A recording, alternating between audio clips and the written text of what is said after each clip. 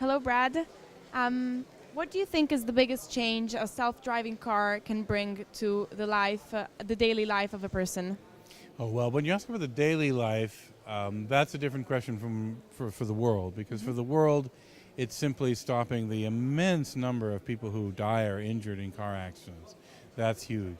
For daily life, it's really a question of freedom, the ability to just go place to place and have it not take any time out of your day. And I don't mean it's instantaneous like Star Trek, but what I mean is that your trips will be a time when you could read or chat with your friends or sit face to face with your family or people you're with, watch a video.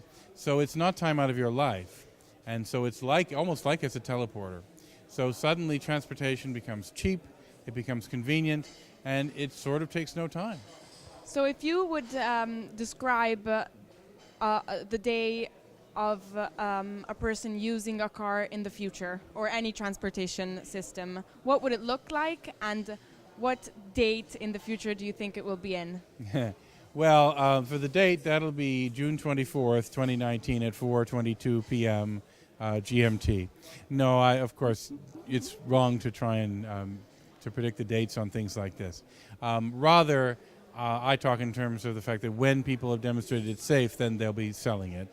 So what an eventual day of the future might look like, you're having breakfast and maybe you push a little button on the wall you have and you step outside and there's a car that's pulled up to in front of your house and it sees and knows you, and so the door just opens up and it says, car for Brad on it, and you step in. And you said you wanted to go downtown, so it starts taking you downtown. It does it in a very smooth route. It avoids red lights. You pick up your tablet or you look on the screen and you're watching a movie or you're doing your work or doing your emails. And that all happens, and maybe it pulls right up to the building. Maybe it goes inside the building because it's electric. And it's probably pretty small. It's probably only 1.5 meters wide so that it can fit several in the lane. And then it beeps and tells you, oh, you're at your office. And then it goes off. If you own it, maybe it goes off and goes back home and takes your children to school. Or it hires itself out to be a taxi for other people downtown while you're at work. So this morning you mentioned the movie WALL-E from Walt Disney. I did. And it shows quite a dramatic future for humanity. Do you think technology will eventually destroy us, or do you have faith that it can really be used to significantly improve our lives? Well, I think we're pretty resilient. I mean, although we seem to adapt to every technology and take away some of its benefits and come up with new bad things to do with everything. So I won't expect that that's otherwise. So it's possible to imagine people saying, oh, a car picks me up at the door, I never walk anywhere, right? And then everyone looks like the people in WALL-E. But you could imagine it a different way, which is today, if you drive a car and you go somewhere, you have to drive the car now everywhere you go on that trip, right? Sometimes I'm sorry to say this, I'm sure everyone else has done this. I drive a car somewhere and then I have to go somewhere that's like a third of a mile, like a half a kilometer away. And so I drive my car there because I don't want to have to walk back and get my car before I go home.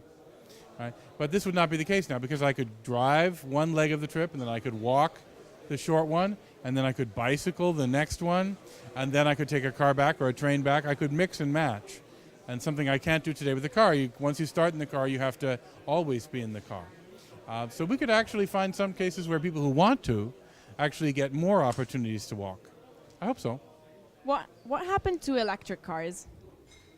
Well, I don't know what happened to them. I mean, it's true they made electric cars 100 years ago and they weren't very practical.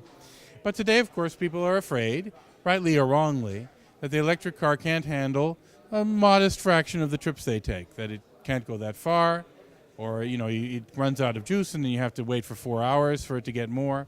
And people are worried that even though it can do many of their trips, they might run into the situation, be trapped. Mm-hmm. And so they think, I don't know. If I'll buy a hybrid car or I'll buy a gasoline diesel car instead. However, if cars are just coming to you and taking you someplace, you don't really care actually what's under the hood at all. And you don't care, you just care, will it take you? If I say I want a car, take me downtown. A car is going to come up and it's going to have enough to get you downtown, whether it's burning gasoline or using electricity. And that's all you care about. So if it has to go off and charge itself for 4 hours later, that's not your problem. So suddenly, you're allowed to use other fuels. Gasoline has a head start of 100 years. And that gives it a big advantage over everything else. There's gas stations everywhere, right? Other types of fuel, they don't have it everywhere. That advantage goes away if the car can go refuel itself. One last question. If there's one thing you could change in the whole world, what would it be? Oh, well, then we'd start going outside of this space, wouldn't we? Think big. Well, more freedom for everyone. Thank you very much.